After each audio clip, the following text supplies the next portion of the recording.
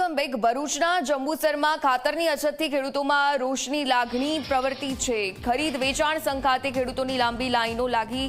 ખાતરનો પૂરતો જથ્થો ન મળતા ખેડૂતોએ હોબાળો કર્યો। 8280 ગુણ બફર સ્ટોક હોવા છતાં વિતરણ અટવાયું છે। સમયસર ખાતર ઉપલબ્ધ કરાવવા માટે ખેડૂતોની માંગ ઉઠી છે।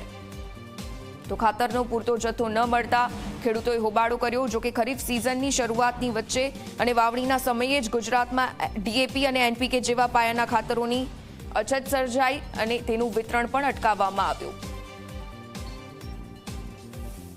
નર્મદા યુરિયા 3730, ક્રુપ્ટો યુરિયા 3550 અને ઇફકો મોટો દાણો યુરિયા 1000 ગુણ એટલે કે 8280 ગુણ અહીંયા બફર સ્ટોકમાં રાખવામાં આવી છે। મારો કહેવાનો મતલબ એવો છે કે ખેડૂતોને ખરેખર યુરિયા ખાતરની જરૂર છે, તો આ સ્ટોકની અંદરથી પણ એનું વિતરણ કરવું જોઈએ।